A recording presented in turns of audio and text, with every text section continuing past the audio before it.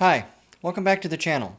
Today I want to do another episode of Is the Book Better? Or Was the Book Better? I really need to check my tenses on that.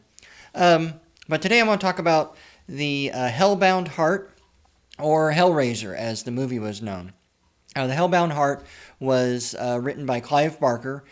I don't know if it was his first book, but I think it was the first book that really broke him out. It's a little novella. It's actually a quick read. It's I think 100. I think the copy I have is about 150 pages, and it's fairly large font. So it's something you can probably sit down and read in one sitting if you really were into it.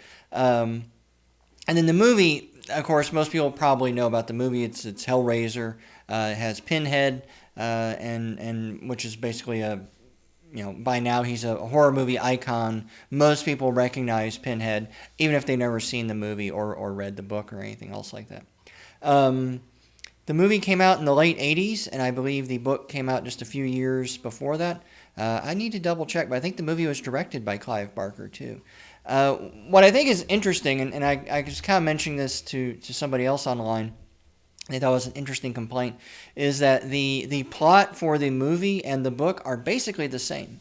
If you've seen the movie, for the most part, you have read the book. There are some subtle differences, of course, between being a book and a movie, but it's kind of interesting. Most people complain because the movie doesn't follow the book, and in this case, the movie follows the book almost exactly. There are some subtle differences.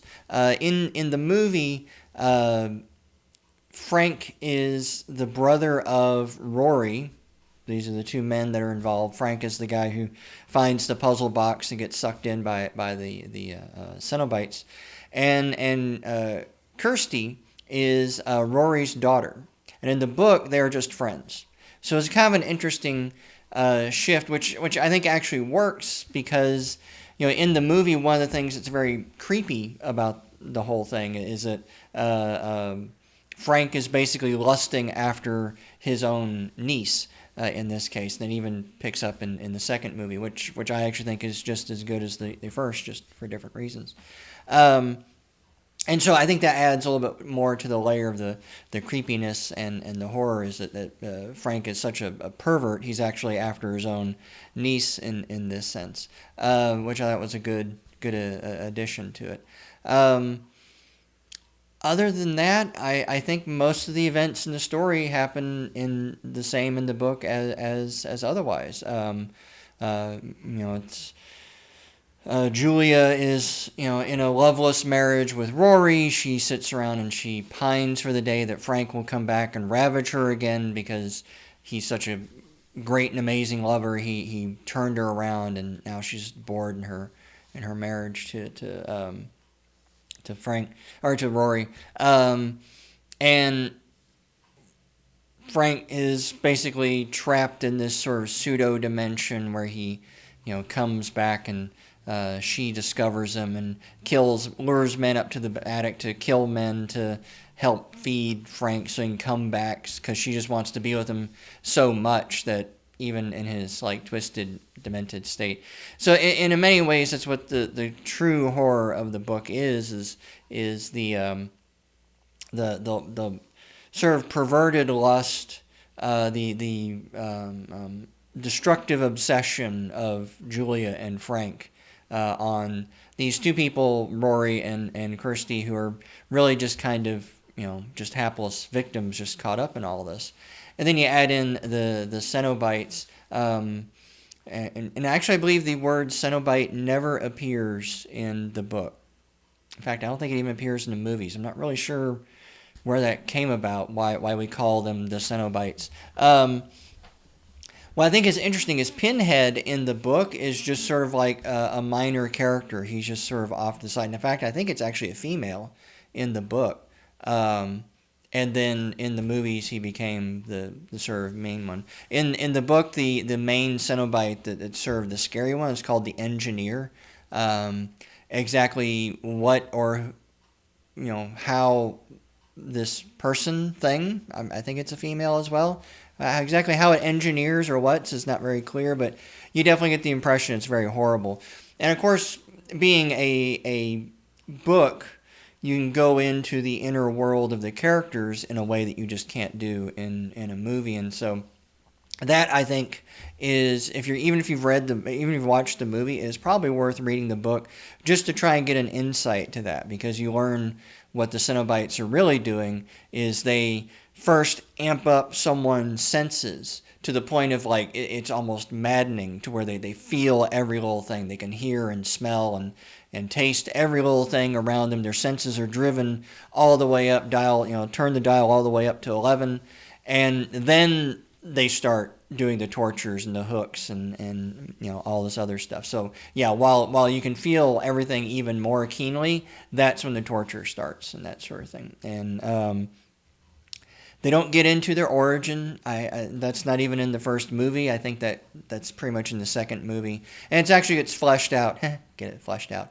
It gets fleshed out more in actually the comics, and this is an interesting thing. I used to read the comics in college, and they were really good. And I've been told that they were considering bringing the comics back, because they do a lot more stuff in Hell, or whatever their version of Hell is, with the history of the Cenobites and that sort of thing.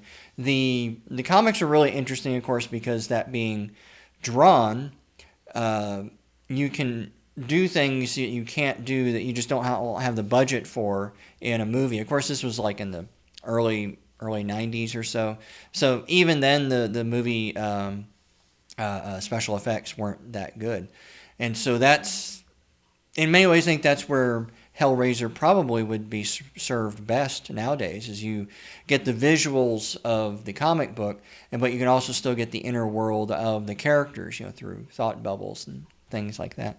So yeah, this was the book and the movie that definitely solidified Clive Barker as like one of the great horror writers, ever.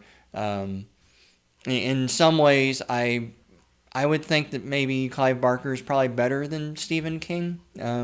Stephen King definitely, of course, he was really good. I definitely liked reading a lot of his books when I was younger, and he sort of, I think, reinvented the horror genre for the modern day. Much of what we read or watch as horror today is probably, if you trace it back far enough, probably leads to Stephen King, and of course, all modern horror goes back to H.P. Lovecraft. But I think Clive Barker definitely put a twist on a lot of that stuff, and so definitely made it much better. But this is probably a short video because there's not really much to compare and contrast. The book and the movie are both very good. They both follow the same plot line. If you like the movie, I think you'll like the book too. I certainly did. Like I said, it gives me a different view on the characters and how things play out. I think the ending is slightly different, but not much, really, to be honest. Anyway, yeah, I think that's about it. So, what are your thoughts? Have you watched the movie? Have you read the book? Do you like them? Do you not like them? Are you a horror fan? I think the interesting part with the book is that there's still not that much gore to it. I think people who try and write gory books probably fail, because you have to write such a detail that after a while, at least my eyes just kind of start to glaze over, and I just kind of, it's not shocking, it's not grotesque or horrifying, it's just more details about things that I'm not really thinking about. But when you get into psychological horror, then it works a lot better. And I think the Hellbound Heart does a good job of sort of walking that fine line of like, yeah, there's some gory stuff to it, but we know that reading about gore is not going to shock you. So here's more of the psychological horror over here, and it's still really good. So anyway, I hope you enjoyed this, and definitely leave a comment down below. Let me know what you think of Hellbound Heart, Hellraiser in general. I've been told they're supposed to maybe do a remake of Hellraiser. Not sure how I feel about that, but we'll see. But anyway, I will talk to you later.